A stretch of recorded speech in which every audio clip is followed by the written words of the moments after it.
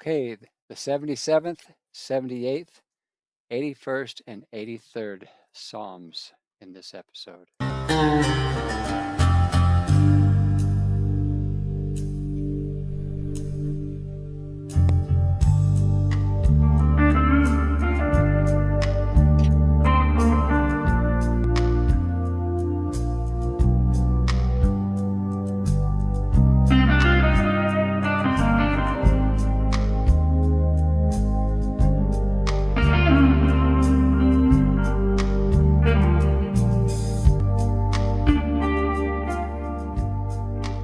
Welcome again to another episode of Papa John's Scripture Notes, my ongoing project as I'm trying to just hopefully leave for my posterity, my children and my children's children, future posterity, extended family and friends, all of us on our faith journey.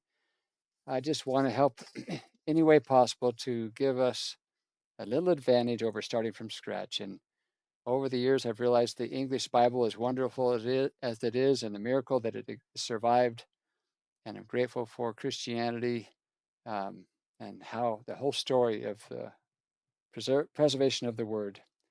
Uh, I have a Geneva Bible, which I consider very sacred, that predates the King James Version of the Bible.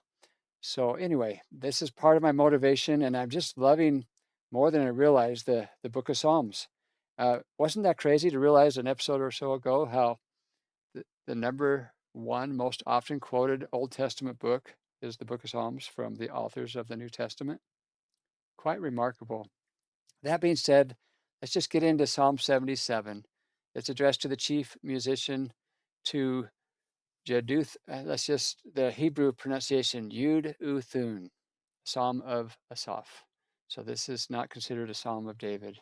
Verse 1, I cried unto Elohim with my voice, even unto Elohim with my voice, and he gave ear unto me. In the day of my trouble I sought Adonai. My sore ran in the night, and ceased not. My soul refused to be comforted. I remembered Elohim and was troubled. I complained, and my spirit was overwhelmed. Selah. And remember, Selah, as far as we can tell, means to pause and ponder. Think about these things. Obviously, the author of this psalm is having a rough time. It's a dark night, a painful night, it sounds like. Verse 4, Thou holdest mine eyes waking. I am so troubled that I cannot speak. I have considered the days of old, the years of the ancient times. I call to remembrance my song in the night. I commune with mine own heart, and my spirit made diligent search. Will Adonai cast off forever? And will he be favorable no more? Is his mercy clean gone forever? Doth his promise fail forevermore? Hath Elohim forgotten to be gracious? Hath he in anger shut up his tender mercies? Selah, Selah. Ponder and think. Could it really be that bad, I guess? I think all of us can identify with these types of yearnings and pleadings. Verse 10, And I said, This is my infirmity, but I will remember the years of the right hand of the Most High, of the El Elyon. And what's the significance of the right hand? That's the clean hand and the covenant hand. Clean in that in third world countries, the left hand is designated for the cleaning up of bodily functions, whereas the right hand is considered clean. And in Israel, the right hand is the covenant hand, the hand that we make oaths and covenants and promises with. And in Christianity, it's the hand of fellowship that we extend to one another. Anyway, that's perhaps the significance of the right hand also right here. Verse 11, I will remember the works of Yehovah. There we get the chance to restore the divine name because we see the all capitals Lord. Surely I will remember thy wonders of old. I will meditate also of all thy work and talk of thy doings. Thy way, O Elohim, is in the sanctuary, who is so great, Elohim, as our Elohim. And how often do we think in that terms? We have found the true and living God, and he has, has promised us so much. And he has adopted Israel, and we are adopted into Israel. We are his firstborn. Israel, he considers his firstborn. Interesting, right? I grew up thinking Christ was his firstborn, and that's true, but he also speaks of Israel as his firstborn. So, who is so great a God as our God? Thou art the God, the Elohim that doest or does wonders. Thou hast declared thy strength among the people. Thou hast with thine arm redeemed thy people, the sons of Jacob, the sons of Yaakov, and Joseph, Yosef. And again, the words Selah, pause and ponder, right? I'm going to continue. Verse 16, the waters saw thee, O Elohim. The waters saw thee. They were afraid. The depths also were troubled. The clouds poured out water. The skies sent out a sound. Thine arrows also went abroad. The voice of thy thunder was in the heaven, and the lightnings lightened the world. Lightened the world. The earth trembled and shook. Thy way is in the sea, and thy path is the great waters, and thy footsteps are not known. Thou leadest thy people like a flock by the hand of Moshe, and Aaron, and in Hebrew, Aaron. And that was the entire psalm. 20 verses, a little bit vague. I'm not sure I understand everything here, but I get the references to the Exodus and other things. Poetic in nature, but that's part of the Come Follow Me curriculum. But I'm also doing a few that were skipped. I'm doing 77 and 78, which are part of the Come Follow Me curriculum. But before we go to 85, I'm going to include the 81st and 83rd Psalm, and you'll see why when I get there. I just could not skip those, even though the Come Follow Me curriculum does. Okay, so the 78th Psalm, here we go. Again, Maskell of Esaph. Verse 1, give ear, O my people, to my law. And that would be the Torah. My law is God's Torah. Incline your ears to the words of my mouth. I will open my mouth in a parable. I will utter dark sayings of old, which we have heard and known, and our fathers have told us. We will not hide them from their children, showing to the generation to come the praises of the Lord. But because it's all capitals, again, we restore the name. The praises of Yehovah and his strength, and his wonderful works that he hath done.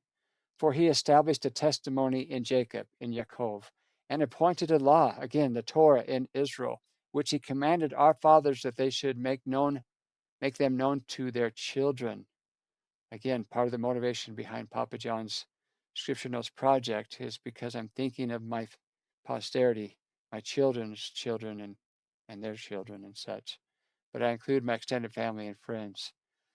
Verse 6, that the generation to come might know them, even the children which should be born, who should arise and declare them to their children, that they might set their hope in Elohim and not forget the works of Elohim, but keep his commandments, and might not be as their fathers, a stubborn and rebellious generation, a generation that set not their heart aright, and whose spirit was not steadfast with Elohim.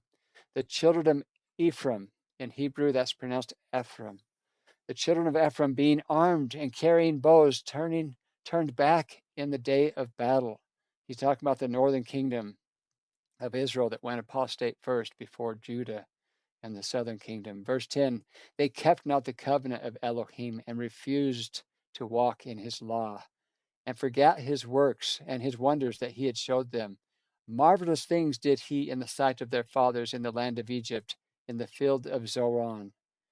He divided the sea and caused them to pass through, and he made the waters to stand as an heap. In the daytime also he led them with a cloud, and all the night with a light of fire. He clave the rocks in the wilderness and gave them drink as out of the great depths. Do you remember those episodes in Exodus where Papa John showed you the evidence of those locations where the great water came forth and they camped around a lake for, I believe, a year? Powerful, really cool stuff. That's what he's talking about here. Verse 16, he brought streams also out of the rock and caused waters to run down like rivers. And they sinned yet more against him by provoking the Most High, the El Elyon, in the wilderness.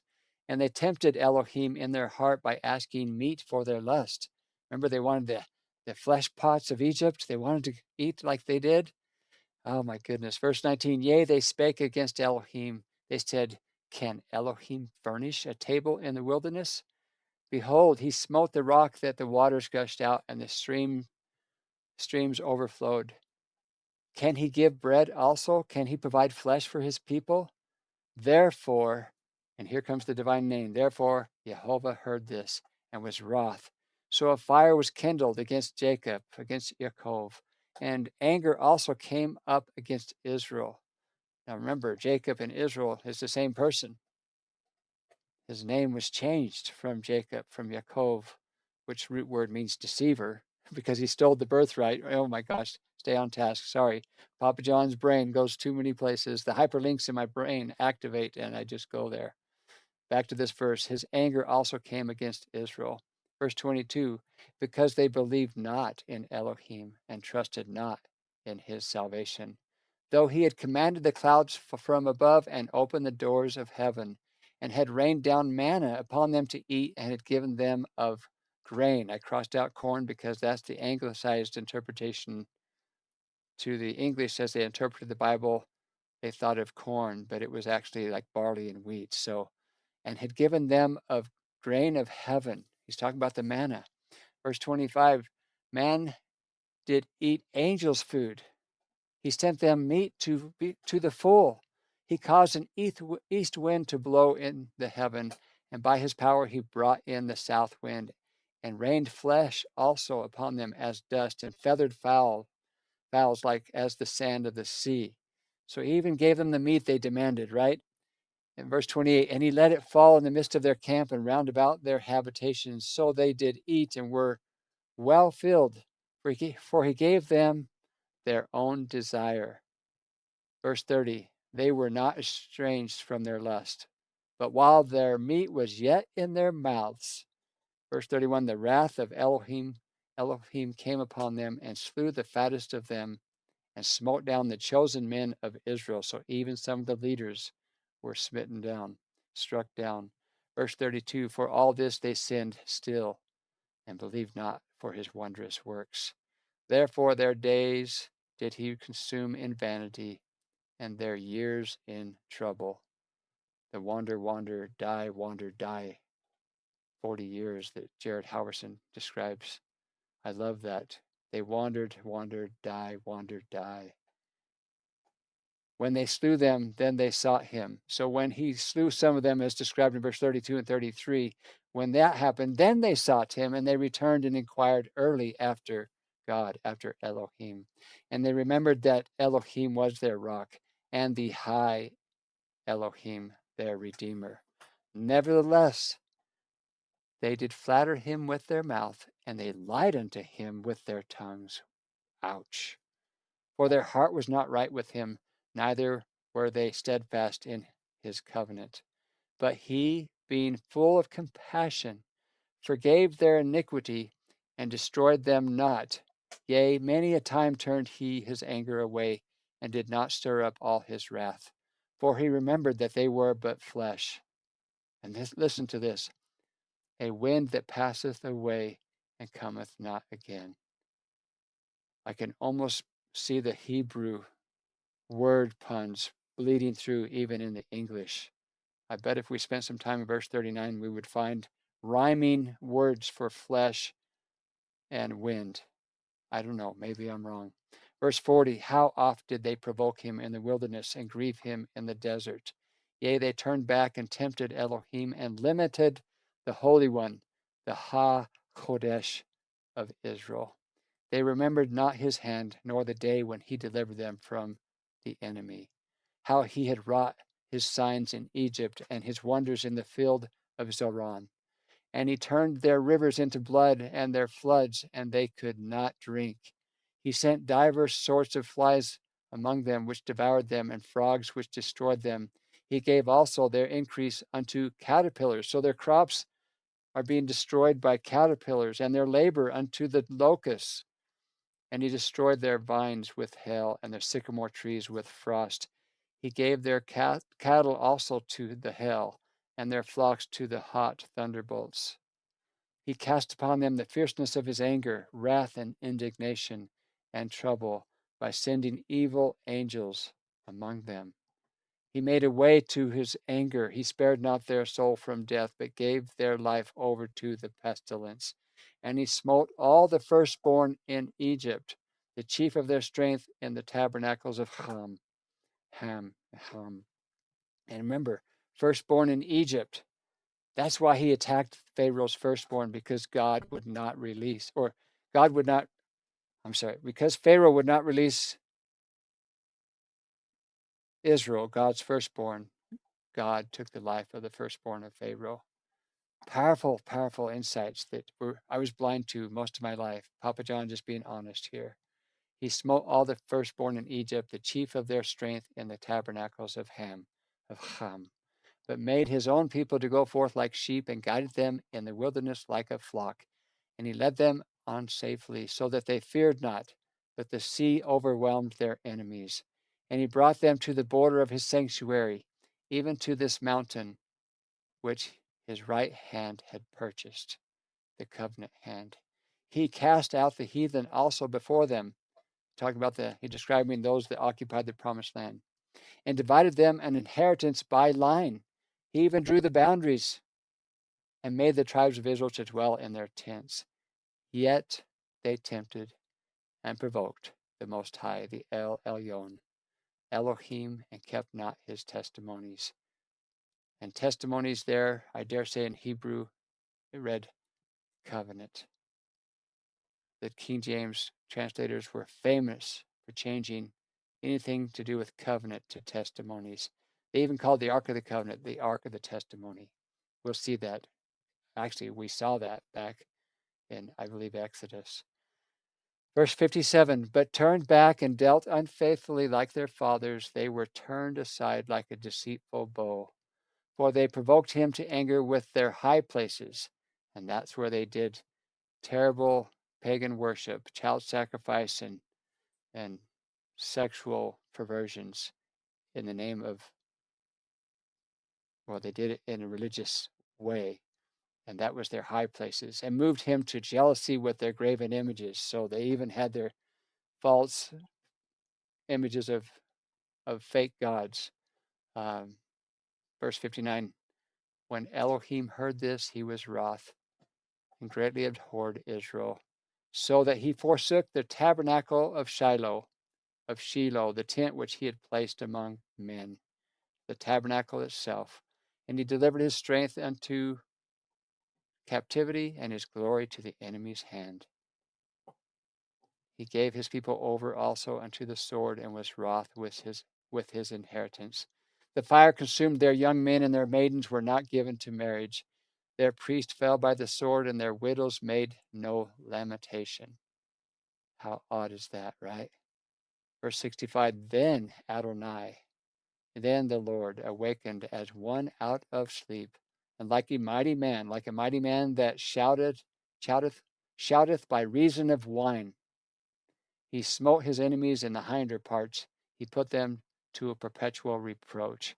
Moreover, he refused the tabernacle of Joseph, and chose not the tribe of Ephraim, but chose the tribe of Judah, the tribe of Yehudah, the Mount Zion, Mount Sion, which he loved. And he built his sanctuary like high palaces, like the earth which he had established forever. He chose David also his servant, and took him from the sheepfolds. From following the ewes, great with young, he brought him to feed Yaakov, his people, and Israel, his inheritance. Verse 72, so he fed them according to the integrity of his heart, and guided them by the skillfulness of his hands. 72-verse psalm right there, quite extensive, but it had more clarity to me than the shorter one that we began with. But that was Psalm 77 and 78. And like I said, before we get to the Come Follow Me curriculum, Psalm 85 and 86, I can't skip this one, the 81st Psalm. You'll see why. Here we go. To the chief musician of Gittit, a psalm of Esaph. Verse 1, sing aloud unto Elohim our strength. Make a joyful noise unto Elohim of Jacob, of Yaakov. Take a psalm and bring hither the tambrel and the pleasant harp with the psaltery. Blow up the trumpet in the new moon, in the time appointed on our solemn feast day. And here's our Hebrew scholar, Nehemiah Gordon. I miss him so much. I look forward to when we get into Isaiah and Jeremiah and such, and we get to hear a lot more from our Bible scholars. But Nehemiah, I took this footnote, and years ago I inserted it here, I believe because it mentions the new moon and the appointed times, the time appointed. The Moedim is in Hebrew is what that is called. The feast days, the festivals of Yehovah, of the Lord. We don't even know those in Christianity, and they're hard for us to recognize. I had to learn how to even recognize a new moon. And if that is confusing to you, that's okay. We've got to start somewhere. But once you recognize the new moon, you suddenly recognize the importance of the 14th day of the month. What is the importance of the 14th day of the month? It's like, hey, it's the new moon is now a full moon. It's like having a night light. In fact, that's when God had them escape Egypt. There's so much that we see when we have God's calendar. And I haven't been able to restore God's calendar, but I'm getting hints of it right here. Nehemiah says, now when we come to the yearly Sabbath, we get a completely different story. But before we go to the yearly Sabbath, let me just say this. Yeshua kept the weekly Sabbath. And Papa John just wants to interject and interrupt Nehemiah here. The weekly Sabbath, sometimes there's more than one. Okay? There's so much that we're missing. But what I find unique here is here's a Bible scholar, raised Orthodox Jew, a practicing Karaite Jew, who doesn't admit or accept completely. Nehemiah accepts the possibility that Christ is the Messiah. Possibly he was the prophesied Messiah, but he's waiting for certain prophecies to be fulfilled before he'll accept that as fact. Yet he, as coming from that perspective, refers to Christ from his Hebrew name right here. It says Yeshua kept the weekly Sabbath. He did exactly what Moses said to do, he continues. He even said to do what Moses says to do, meaning Yeshua. Christ says to do what Moses said to do. And he kept the Sabbath with absolute invulnerability. I can't even say this word, invulnerability. He absolutely kept the Shabbat, the traditional Hebrew Sabbath. However, he did break the rules and regulations of the Pharisees invented on that day. He healed on the Sabbath. In fact, Nehemiah says there's only one place that I can show you where he healed on a day that wasn't the Sabbath.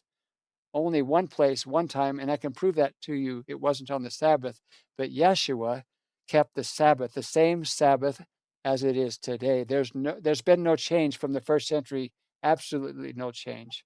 So if he's the authority, here comes the punch, the gut punch. The Hebrew scholar says to we Christians, so if he, meaning Yeshua, is any authority to the Christian world, then okay, perhaps we should listen to him and do as he did. And I'm not here to say we need to change the Sabbath back. Papa John, I've shared how I feel. You know, the Sabbath was changed by Rome to Sunday by Constantine and other leaders as they tried to remove Christianity away from all things Hebrew. And the poor first century church, many of them, most of them Jews, were suddenly caught in the crossfire. So here's Nehemiah making a point. So if Jesus kept the Sabbath, there's been no change from the first century, absolutely no change. So if he's any authority to the Christian world, then okay, well, here's an interesting thing, which is kind of on the same topic. So he makes that point, but now he shifts gears. He goes, so We have the Mishnah talking about how witnesses would come to testify that they had sighted the new moon. And originally, they would accept all witnesses in Judaism. If you sighted the new moon, you came as a witness to the temple. And then they would, but then later they would require a character witness to come with the witness. A second witness would have to come to testify that the first witness who sighted the new moon, and what were they there to testify of? They were to testify, he says there's this ancient word called ma'in, and the word is an ancient Hebrew word that means heretic.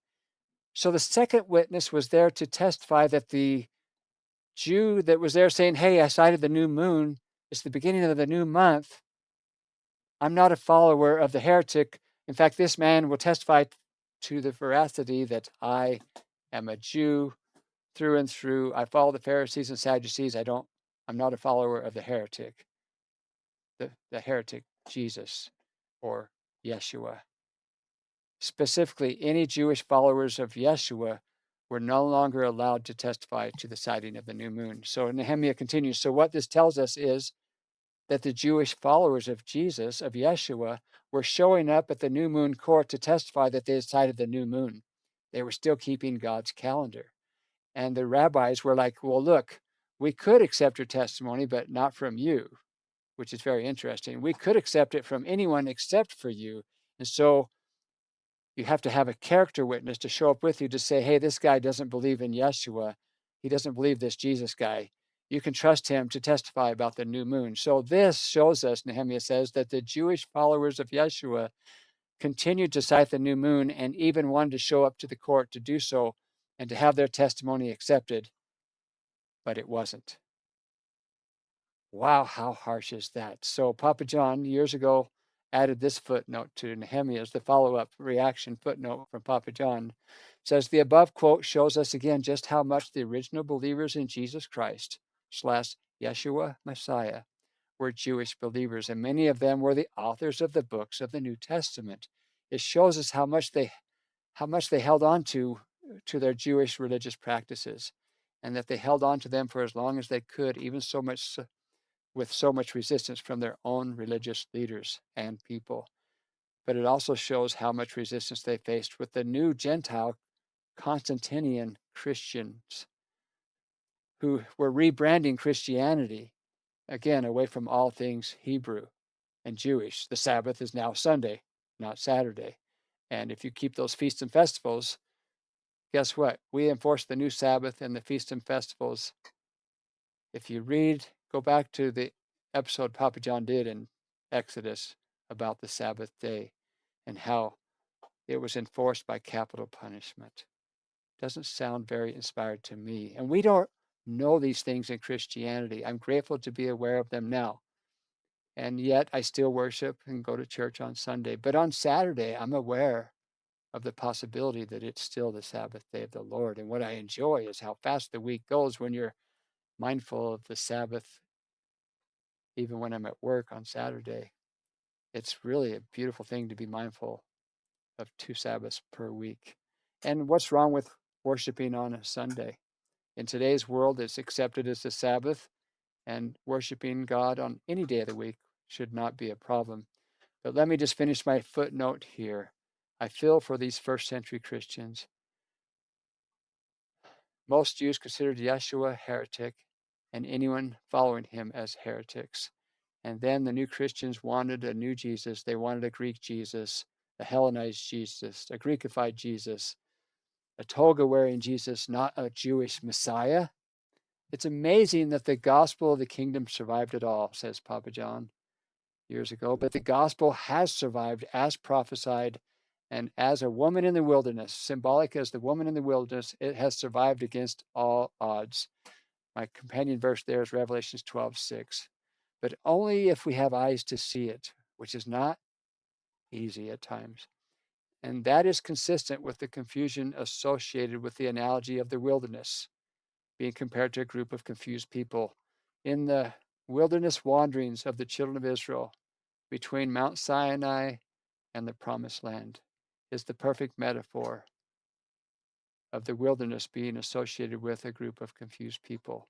Papa John's desires that we're not part of the confused Christianity, part of the rebranded Christianity.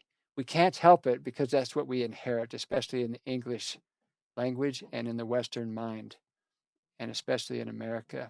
If we could go back before the separation and retain some of our Eastern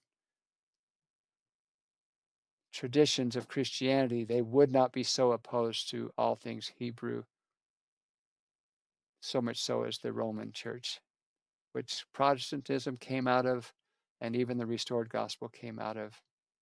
But I'm grateful to my Christian forefathers, to the Protestants and the Catholics both, who helped preserve the word as well as they have. But I'm getting back to the original history, language, and context, to the Judeo roots of Christianity. And I'm finding a God that I was never introduced before. Is quite remarkable. But I'm not leaving Christianity. I'm not becoming an Orthodox Jew. Understand, okay, please.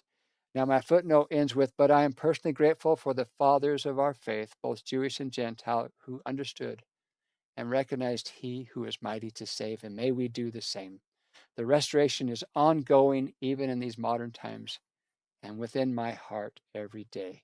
And I think that's very evident as I go through these episodes with you. Let's get back to this psalm, Psalm 81, verse 4. For this was a statute for Israel and a law of the Elohim of Jacob.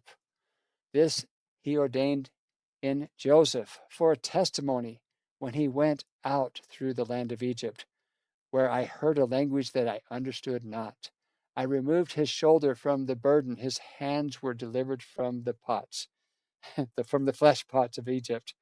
Verse 7, thou calledest or called in trouble, and I delivered thee. I answered thee in the secret place of thunder. I proved thee at the waters of Meribah. And then the word Selah. This is where we should pause and ponder. I've already interrupted so much. We're going to continue. Verse 8, hear, O my people, and I will testify unto thee, O Israel, if thou wilt hearken unto me. There shall no strange Elohim be in thee, neither shalt thou worship any strange Elohim. Now notice, I struck out with the strikeout line, the strike through line through God, and it's not capitalized. We're talking about pagan gods, false gods, lesser gods. There shall be no strange God be in thee, neither shalt thou worship any strange God. No strange Elohim in us or worship from us towards such. And then verse 10, I am Yehovah, thy Elohim, and it's capitalized this time, which brought thee, Elohim has the capital E, which brought thee out of the land of Egypt. Open thy mouth wide, and I will fill it. But my people would not hearken to my voice, and Israel would none of me. Some awkward old English there. Verse 12, so I gave them up unto their own hearts' lust, and they walked in their own counsels. And oh, that my people had hearkened unto me, and Israel had walked in my ways. I should soon have subdued their enemies and turned my hand against their adversaries.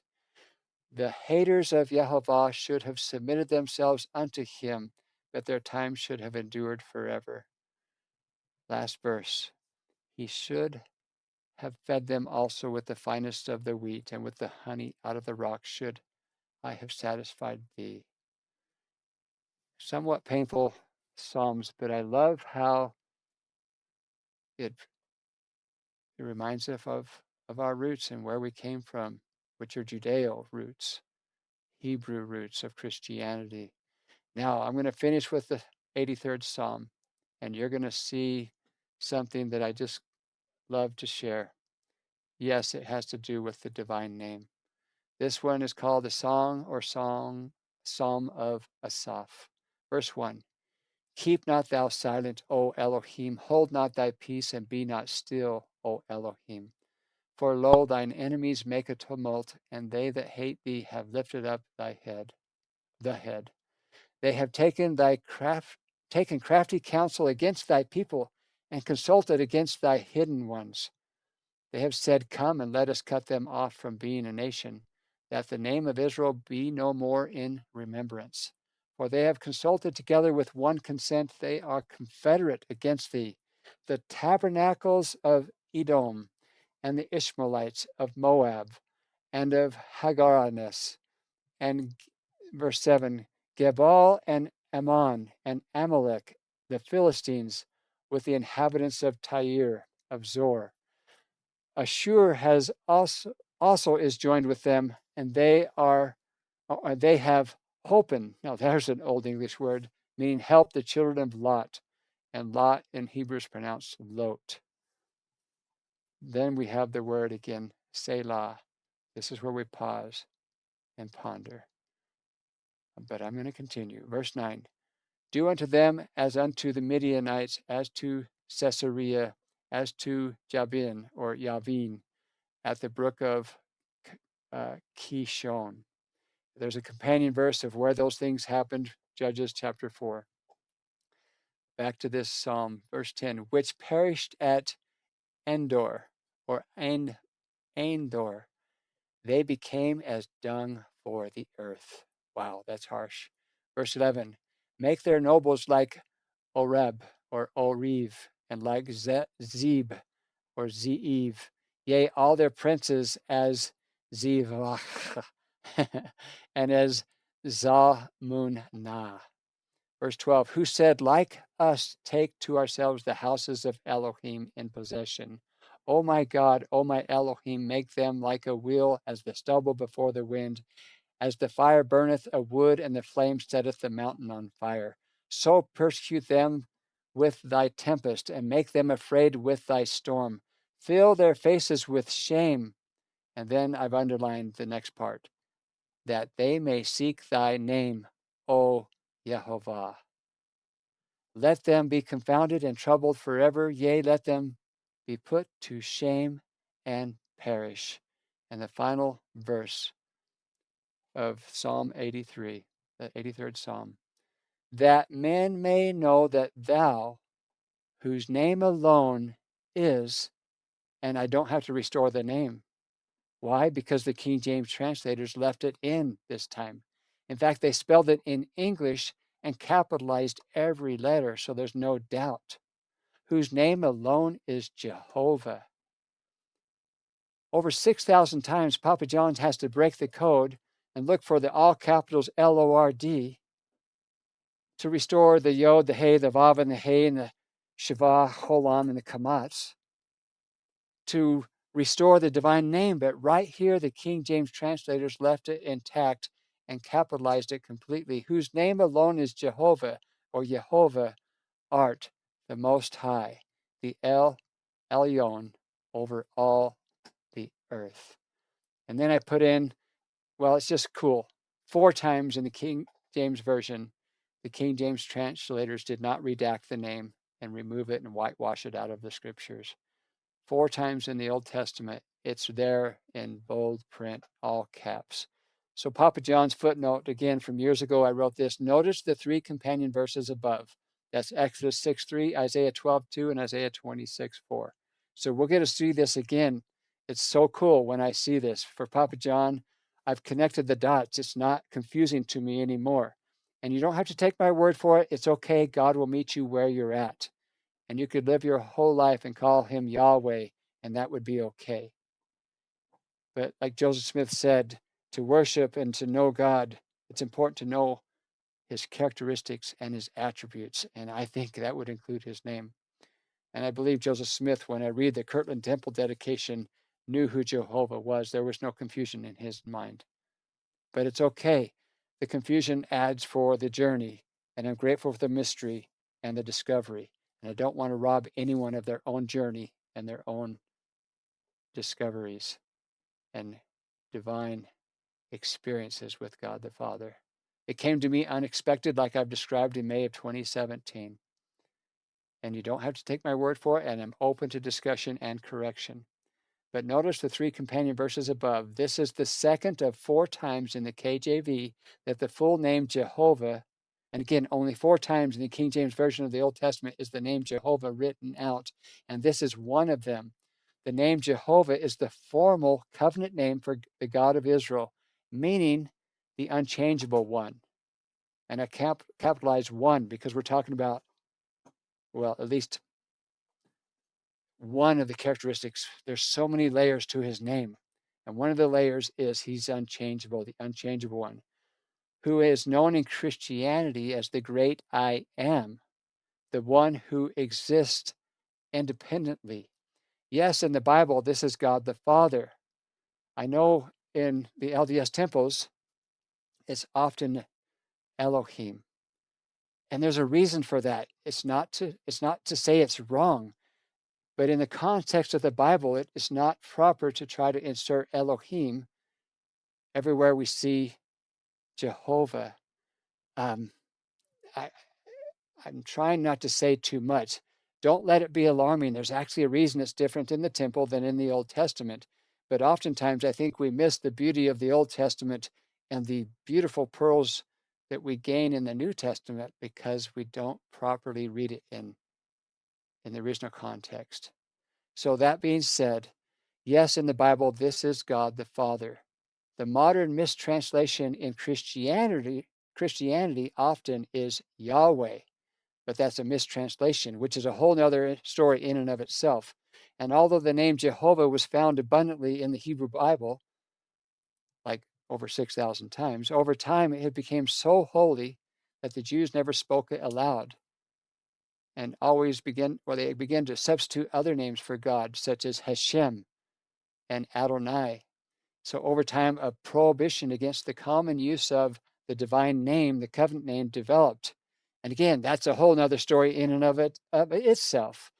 And additionally, the early Hebrew written language did not include vowel markers, so the original pronunciation was actually lost until the research of Dr. Nehemiah Gordon, our Bible scholar, our Hebrew scholar. He discovered, verified, and restored the use of the proper pronunciation clear back in 2001. This is the year 2026. I was lucky enough to stumble across that information probably around the year 2010, maybe 11. And then I studied for 3 or 4 years and had this unexpected, amazing experience with God the Father in May of 2017. But again, Dr. Nehemiah Gordon's discovery is another amazing story in and of itself. All these stories are combining and intersecting right here in this verse, one of the 4 times that it does that in the King James Version of the Bible. So my footnote ends by saying it is important to understand that the King James translators, out of deference to the Jewish custom and reverence for the divine name, substituted the title, the Lord, with the Lord in all capital letters, each time the name in Hebrew with the Yod, the He, the Vav, and the He. When they found that, they substituted it with the Lord each time they saw the Hebrew name Jehovah when they found it in the Old Testament, except for 4 times, and this being one of the 4. So look it up. Look in the Bible dictionary, look up Jehovah. The other 3 occurrences are found in Exodus 6:3, like I said, Isaiah 12:2, and Isaiah 26:4. But be sure and check out the JST footnote in Exodus, back in Exodus chapter 6, verse 3. Beautiful, beautiful, amazing insights. That being said, I'm going to wrap up this episode. It's amazing to Papa John to see here in verse 18 above that the King James translators did not sanitize or redact the holy name of Jehovah out. And they left it and spelled it out in all capital letters instead of just using the code word, the redacted code word, the Lord, which they did over 6,000 other times elsewhere in the Bible. We are so blessed. And even Bible scholars agree that the King James Version of the Bible, though not always the most accurate, is considered the most transparent Bible. And thankfully, because of that, they left us a way to restore the name with confidence because they always redacted it using this code word, the Lord. But we didn't have to do that in this one verse. Well, I hope that makes sense. And if it doesn't, Selah. Allow these truths to be verified by the Spirit or not. And Papa John is open to correction but it's been life-changing to me to know God by name and not be confused about it. And to figure out why it's different in the temple has only brought me closer to God. And for my friends outside of the restored gospel and family members, Protestant, Catholics, and such, Yahweh, if you want to hold on to Yahweh, like Nehemiah Gordon says, that's okay. God will meet you where you're at. But there's something exceptionally special. And there are so many beautiful truths that before I was blind to that now jump off the page. And I can't wait to share those with you. By the time we get to the New Testament, I hope you'll miss the divine name. I know I will. And the clarity of finding it within the Old Testament. And it's okay to miss the divine name because in the New Testament, we're introduced to the Son. And with the Hebrew insights, we're going to see an interplay between the Son's name and how it points to the Father's name. Is powerful, remarkable, and God's ways are a delight to me. Going to church and worshiping God used to be a burden, and now it's the best part of my week, the best part of my day. I look forward to talking to you again very soon. I think I'll do one more episode focused here in the book of Psalms. Talk to you again soon.